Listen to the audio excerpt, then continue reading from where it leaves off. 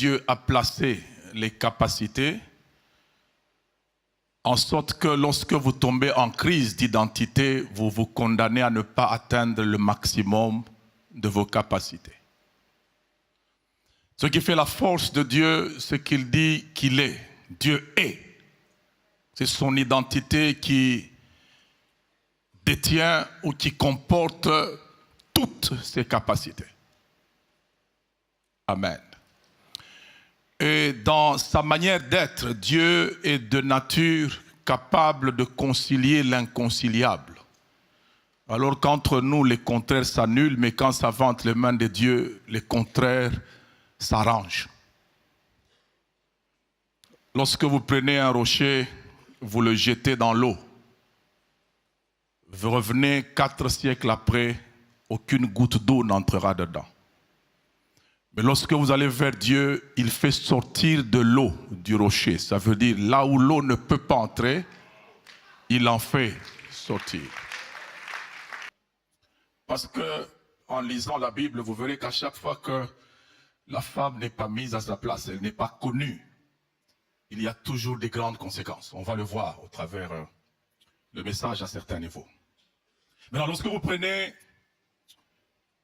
la constitution même de l'homme, Genèse chapitre 1er, verset 26, les faits ne se déroulent pas sur la terre. La Bible dit, c'est Jésus qui parle, il dit Dieu est esprit. Si Dieu est esprit et qu'il fait l'homme à son image, ça veut dire que l'homme est esprit. C'est dans Genèse 2 que Dieu forme l'homme de la poussière de la terre. La création et la formation, c'est deux choses différentes. Ça veut dire la création de l'homme à l'image de Dieu, dans Genèse chapitre 1er, est une opération spirituelle en esprit où Dieu a créé deux esprits.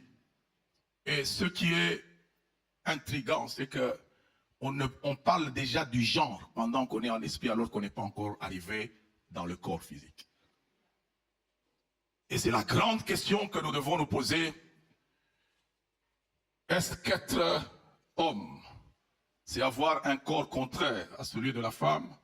Est-ce qu'être femme, c'est avoir un corps avec des rondeurs qui sont différentes de celui de l'homme? Je ne le pense pas. Selon les Écritures, homme et femme, donc masculin et féminin, c'est un état d'esprit. Et cet état d'esprit ramène à Dieu. C'est pour ça que je parle de redécouvrir divinement. Vous allez retrouver en Dieu un rôle paternel et un rôle maternel. Et Dieu, parce que en lisant la Bible, vous verrez qu'à chaque fois que la femme n'est pas mise à sa place, elle n'est pas connue, il y a toujours des grandes conséquences. On va le voir au travers le message à certains niveaux. Maintenant, lorsque vous prenez la constitution même de l'homme, Genèse chapitre 1er, verset 26, les faits ne se déroulent pas sur la terre. La Bible dit, c'est Jésus qui parle, il dit Dieu est esprit. Si Dieu est esprit et qu'il fait l'homme à son image, ça veut dire que l'homme est esprit. C'est dans Genèse 2 que Dieu forme l'homme de la poussière de la terre. La création et la formation, c'est deux choses différentes. Ça veut dire la création de l'homme à l'image de Dieu, dans Genèse chapitre 1er, est une opération spirituelle en esprit où Dieu a créé deux esprits. Et ce qui est intriguant, c'est que on parle déjà du genre pendant qu'on est en esprit alors qu'on n'est pas encore arrivé dans le corps physique. Et c'est la grande question que nous devons nous poser. Est-ce qu'être homme, c'est avoir un corps contraire à celui de la femme? Est-ce qu'être femme, c'est avoir un corps avec des rondeurs qui sont différentes de celui de l'homme? Je ne le pense pas. Selon les Écritures, homme et femme, donc masculin et féminin, c'est un état d'esprit. Et cet état d'esprit ramène à Dieu. C'est pour ça que je parle de redécouvrir divinement. Vous allez retrouver en Dieu un rôle paternel et un rôle maternel. Parce que, en lisant la Bible, vous verrez qu'à chaque fois que la femme n'est pas mise à sa place, elle n'est pas connue, il y a toujours des grandes conséquences. On va le voir au travers le message à certains niveaux. Maintenant, lorsque vous prenez la constitution même de l'homme, Genèse chapitre 1er, verset 26, les faits ne se déroulent pas sur la terre. La Bible dit, c'est Jésus qui parle, il dit Dieu est esprit. Si Dieu est esprit et qu'il fait l'homme à son image, ça veut dire que l'homme est esprit. C'est dans Genèse 2 que Dieu forme l'homme de la poussière de la terre. La création et la formation, c'est deux choses différentes.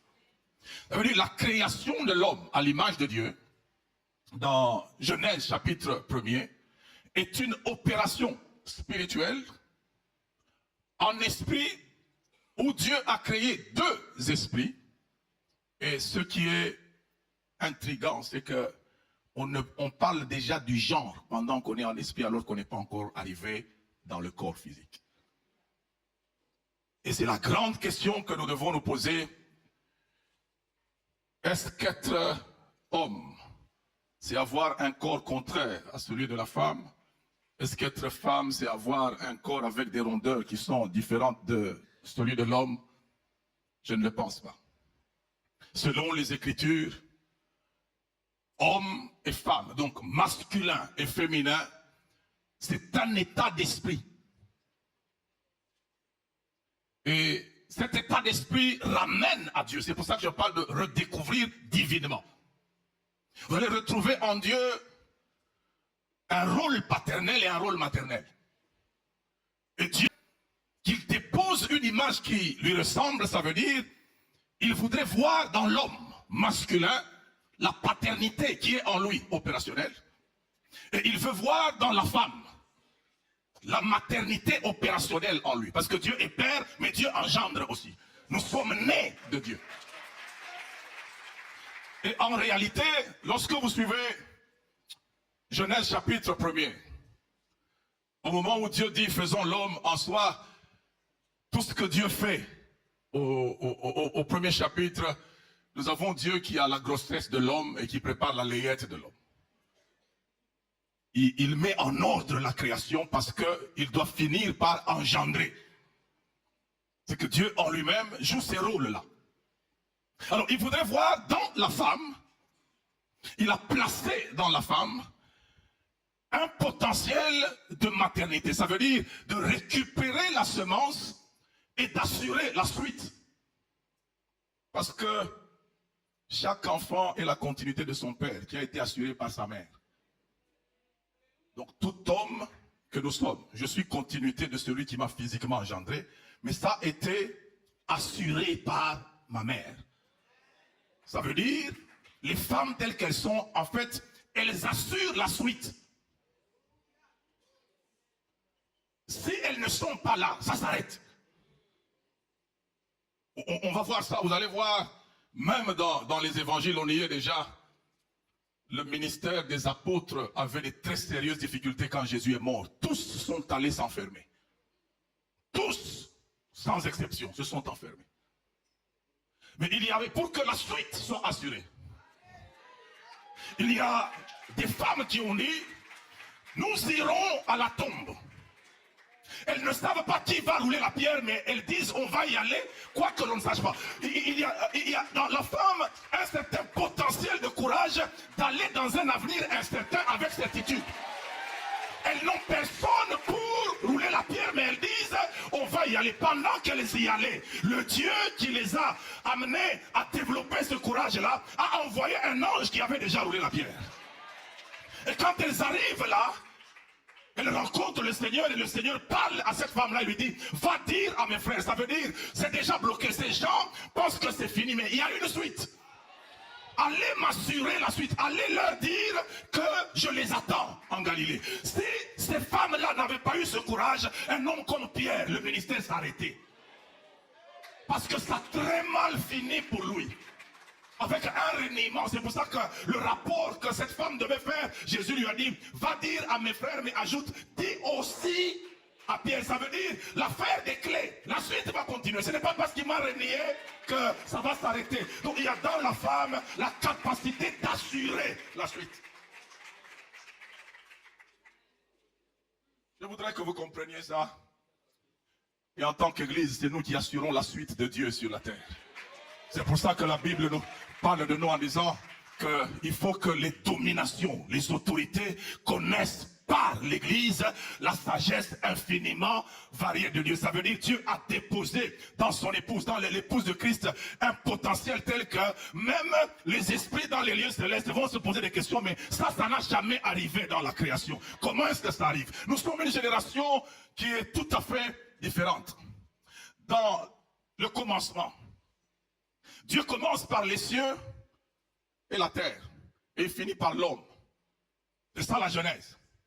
Mais quand vous entrez dans la nouvelle alliance, Dieu commence par un homme nouveau avant de créer des nouveaux cieux et une nouvelle terre. Ça veut dire que nous sommes une exception dans le système de génération. L'homme nouveau dans sur une vieille terre, alors qu'avant Dieu a commencé par une terre, puis finit par l'homme, mais dans le nouveau système, il prend d'abord un homme nouveau, et puis il créera de nouveau cieux et une nouvelle terre. Ce sont des choses exceptionnelles. Ça, les anges n'ont jamais vu ça. C'est pour ça que la Bible parle des anges qui désirent plonger leur regard dans les choses que Dieu a placées en nous. Amen. Maintenant, regardez bien comment les choses sont en train d'évoluer avec Dieu. Lorsque il fait l'homme, quand je lisais ces textes, je me suis posé la question, comment Dieu peut-il dire il n'est pas bon que l'homme soit seul? Je lui ferai une aide semblable. En principe, le verset qui vient devait dire et Dieu fit l'aide. Mais il y a une rupture là. Je lui ferai une aide semblable. Et puis la Bible dit l'Éternel fit les animaux.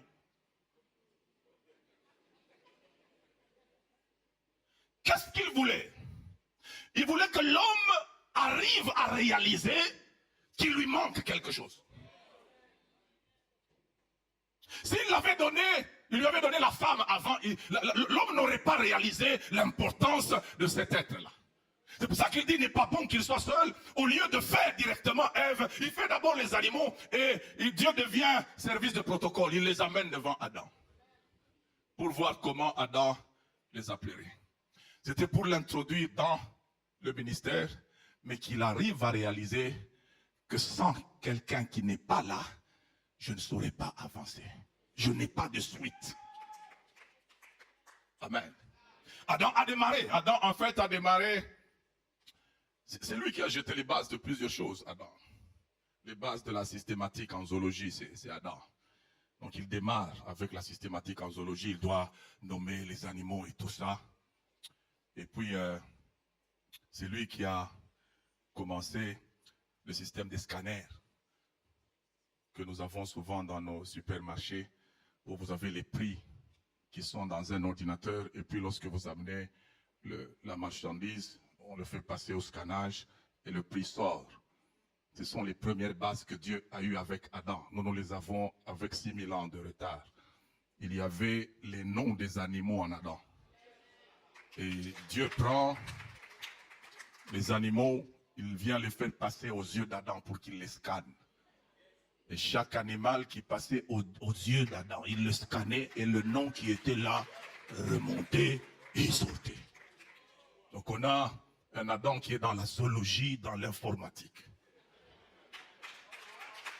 Mais l'annonce de l'arrivée de la femme commence à changer. C'est là qu'il y a dans la femme une capacité d'amener en surface certaines choses que l'homme a en lui qu'il ne connaît pas. Les femmes ont un pouvoir de stimuler les hommes à un niveau, vous n'avez pas idée. N'est-ce pas qu'on leur donne parfois ce qu'elles n'ont jamais demandé? Même la Bible le dit. Quand Esther apparaît alors que la loi a interdit, le roi dit, si c'est la moitié du royaume. Je veux dire, elles ont en elles un certain pouvoir de te faire faire ce que tu n'as pas prévu de faire. Et tu ne pensais pas que tu étais capable de le faire. Mais quand elle apparaît, tu seras capable de le faire. Et Dieu fait tomber Adam dans un profond sommeil. Il retire la côte, il forme la femme. Et il amène la femme devant Adam.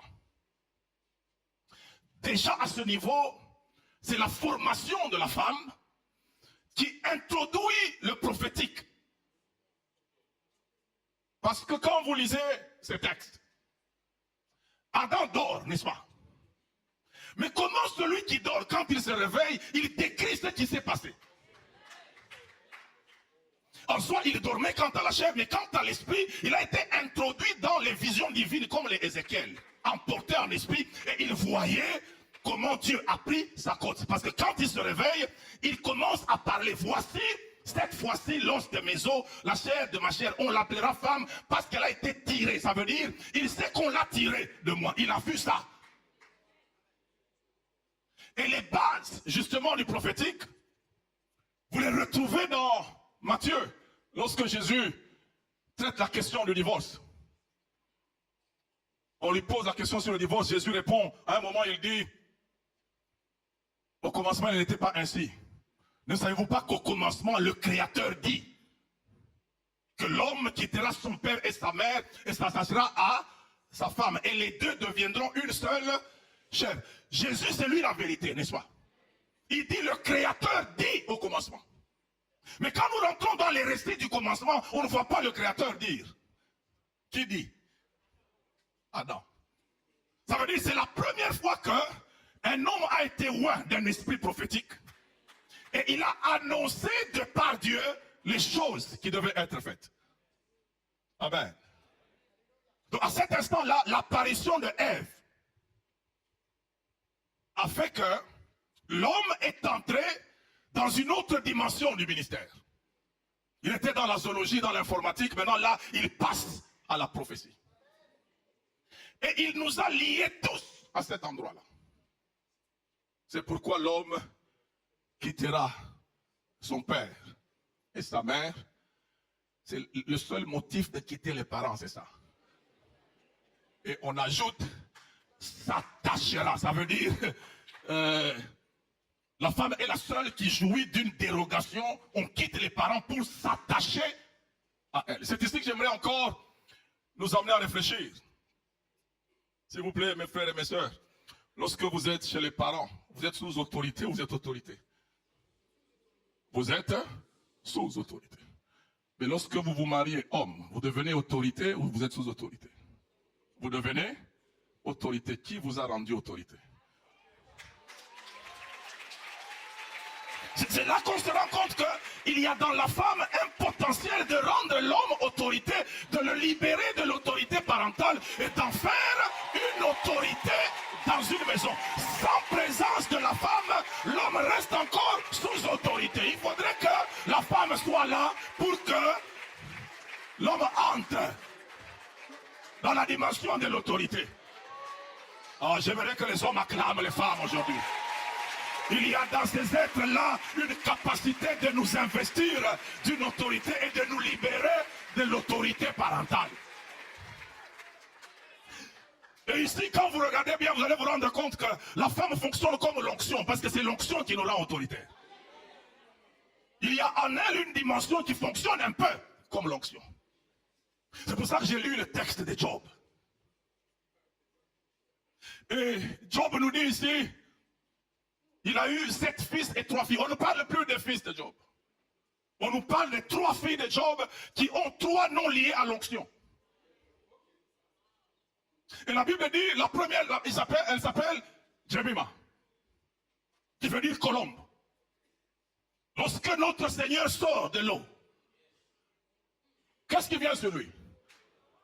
L'esprit vient sous forme de quoi? De colombe. Il y a dans les femmes une certaine vision de l'esprit. Les femmes ont parfois un sens prophétique qu'on ne sait pas expliquer. Elle peut te dire une chose qui n'a aucune causalité là, mais qui va se vérifier après. Elle peut te dire, tu vois Thomas ici, Thomas n'est pas sérieux, alors que Thomas n'a rien fait de mal. Mais elle voit en Thomas ce que toi tu n'as jamais vu et Thomas n'a jamais vu ça. Et toi tu vas lui dire, mais tu exagères, qu'est-ce que toi aussi dit? Elle va te dire, bon, je sens qu'il y a quelque chose qui ne va pas avec Thomas. Et puis après un jour, tu vas rentrer à la maison. Tu la regardes. Tu es déçu. Elle te demande, qu'est-ce qu'il y a, chérie? Thomas. En soi, nous les hommes, qu'est-ce qui se passe? Nous voulons seulement, nous refusons seulement de dire, tu avais raison. Nous allons juste hésiter, Thomas.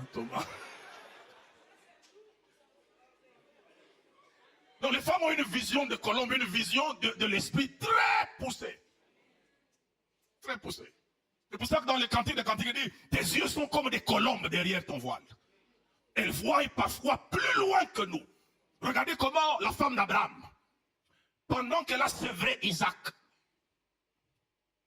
Ismaël s'en moque. Au lieu de résoudre le problème de moquerie, elle met en place le problème d'héritage. Alors que l'enfant est encore tout petit, hein, elle pense déjà à l'héritage. Elle dit, il n'héritera pas avec mon fils. Donc, elle s'est projetée dans l'avenir. Si Ismaël restait là, il n'y a encore rien, il rigole. Qu'est-ce qui va se passer?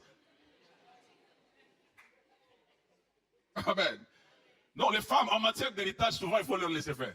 Elles voient très loin. Très loin. Et regardez, les chasses. Abraham n'avait pas facile à faire. Hein. Pourquoi? C'était quand même son fils aîné. Dieu est aussi compliqué à un certain niveau. Là, je parle à la manière des hommes. Il a dit à Abraham, prends ton fils, ton unique. Alors qu'Abraham avait deux.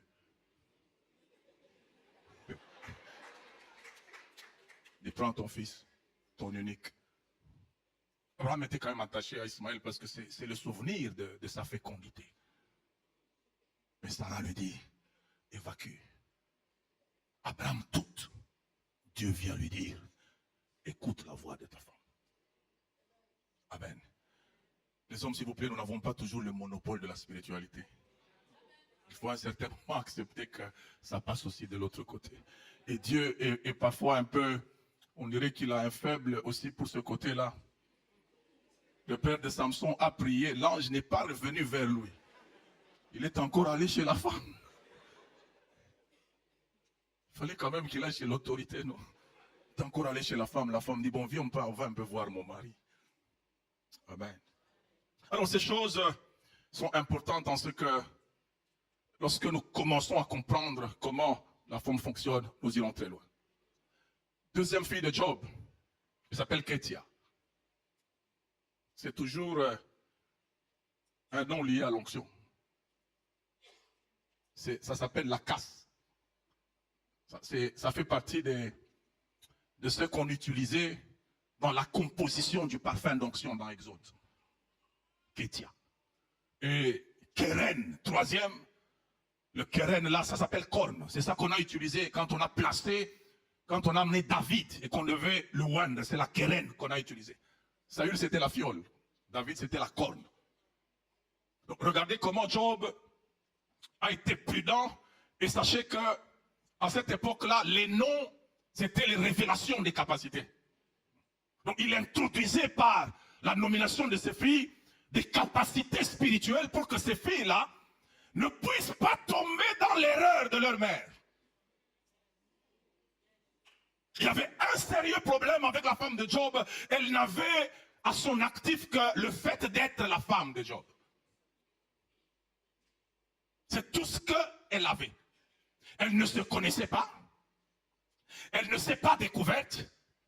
C'est ça qui a fait que quand Job a eu des problèmes de santé et d'entreprise, ce que Satan a dit devant Dieu, c'est ça que la femme de Job a dit à Job.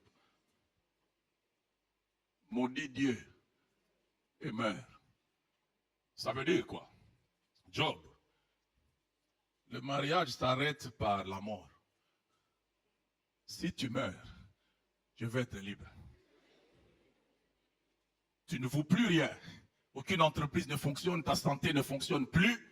Si tu continues à vivre, je suis lié à une épave. Est-ce que tu ne peux pas mourir? Même Eliphaz ou bien quelqu'un là parmi tes amis peut me prendre. C'est-à-dire, je me sens lié à un être qui ne produit rien. Maintenant, regardez quand Job est restauré. les 3 filles, ils commencent à les gérer différemment pour qu'elles ne deviennent pas les reproductions de leur mère. La Bible dit, il leur donna un héritage parmi leurs frères. Ça veut dire, si elles ne savent rien faire, et qu'il n'y a que leur mari qui fera quelque chose, le jour où il arrivera à leur mari, ce qui m'est arrivé, elles vont devenir ce que leur mère était pour ce mari-là. Alors, je leur constitue déjà un patrimoine, je leur donne un héritage parmi leurs frères. Ça veut dire, je vais les traiter comme au commencement. Parce qu'au commencement, lorsque Dieu crée l'homme, homme et femme, il crée, il a tout donné aux deux. Domination, c'est aux deux que ça a été donné. Mais malheureusement, ce qui nous a amenés dans des considérations assez bizarres de la femme, c'est la chute d'Adam.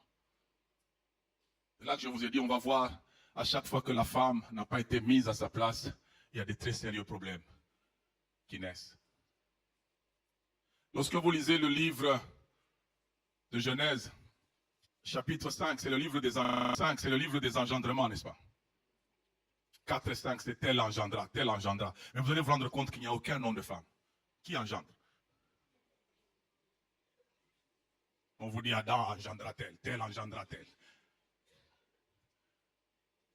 Ça veut dire, il y a en Adam, il y a eu en Adam une mauvaise volonté née de l'esprit de l'accusateur qui les avait piqués. Le serpent les a piqués. Parce que quand Dieu pose la question, Adam, as-tu mangé? La question est claire. Je ne demande pas qui t'a fait manger. Je demande si, en âme et conscience, tu as mangé. Quelle est la réponse d'Adam? C'est la femme que tu as mise à mes côtés. Ça veut dire, dans le cadre de la participation criminelle, tu fais partie de la chaîne aussi. Tu ne m'aurais pas donné cette femme-là. Je n'aurais pas mangé. Parce que nous avons les éléments probants qui prouvent que, avant elle, je n'ai jamais mangé. C'est depuis que tu me l'as donné que j'ai commencé à manger. Maintenant, imaginez-vous un peu, ils sortent de ce procès-là et Adam est parti avec cette opinion. C'est elle. Et Dieu lui dit, c'est à la sueur de ton front que tu vas retirer la nourriture de la terre jusqu'à ce que tu vas mourir. Parce que tu es poussière et tu retourneras à la poussière. Comme Adam déjà devant Dieu peut accuser Dieu et Ève. Lorsqu'Adam travaille et ça ne va pas, il va accuser qui? Ça veut dire, ça c'est Ève qui me fait ça. Et Adam a installé, quand vous voyez dans la Genèse, jusque même dans Moïse, cette culture de prendre la femme et de la mettre de côté. Maintenant regardez, lorsqu'on parle des engendrements, et on ne cite pas la femme, le prochain chapitre qui vient, c'est que la femme est débauchée maintenant. Parce qu'on l'a mise de côté. Les fils de Dieu virent que les filles des hommes étaient belles. Un dégât a commencé. Parce qu'on n'a pas placé la femme à sa place. La question que j'ai toujours posée, si Noé travaillait avec sa femme, est-ce qu'il y aurait eu le dégât qu'on a vu? L'enfant est allé voir parce que Noé était seul, alors que Noé était marié. Donc Noé sortait tout seul et il allait s'enivrer seul. Et quand il est parti, il est sorti tout seul, il s'est dénudé par absence de la femme. L'enfant a vu ce qu'il ne fallait pas voir. Vous voyez le dégât? Si la femme de Noé était présente, est-ce qu'on aurait eu la malédiction sur Canaan? Non. Elle aurait vu normalement ce qu'elle voit. Noé a fait un dégât parce qu'il a placé sa femme du côté système adamique. Il ne faut pas qu'elle approche ici. Les femmes sont toujours comme ça. Elle va détruire ça. Et ce qui est terrible, c'est que parfois, c'est triste que l'on insulte son choix alors qu'on ne se rend pas compte que quand vous insultez votre choix, c'est une insulte à votre intelligence. Et c'est quelle histoire ça? Si vous aviez été plus intelligent qu'elle, vous ne l'aurez pas choisi. Si vous la traitez d'insensée, ça veut dire que vous avez été vraiment insensé pour admirer ce qui était un peu beaucoup plus élevé. N'insultez jamais votre choix, jamais. C'est une insulte à votre intelligence. Alors regardez comment, hier on a suivi ça avec le pasteur Serge Nala, il a parlé des filles de Tsélophate. Les femmes depuis cette époque-là, jusqu'à la loi de Moïse, écartées de l'héritage. Mais ce sont ces filles qui ont été courageuses et elles ont dit, non, ça on ne laisse pas passer. Elles sont allées voir Moïse. Et ce que j'aime bien avec Dieu, c'est que Dieu a des formules vraiment de gentleman. Hein? Il a dit à Moïse, les filles de Tsélophade ont raison. Ça veut dire, Moïse, tu as tort. Regardez ce grand Moïse là, qui a déchiré la mer, qui a sorti le peuple de l'Égypte, qui a amené les lois. Mais on arrive sur un principe. Il y a des femmes qui ont gagné. C'est pas pour rien que Moïse est allé même apporter ce cas-là devant Dieu, pensant que comme Dieu lui parle comme un ami, il va lui donner raison. Mais Dieu regarde Moïse, il lui dit, les filles de Tsélophade ont raison. Accorde-leur leur héritage. En soi, je voudrais terminer par là. Il y a dans la femme ce potentiel d'assurer la suite, d'assurer la transmission de l'héritage. Il fonctionne en la femme un principe comme celui de l'onction, et la femme amène l'homme à découvrir plus que ce qu'il a au-dedans de lui. Je voudrais terminer par une petite histoire. J'ai vu comment un jeune homme a attaqué un gros manguier comme ça. Vraiment, c'était terrible. Nous voyons le jeune homme entrer dans la parcelle, il commence à couper un gros arbre lui-même. On se pose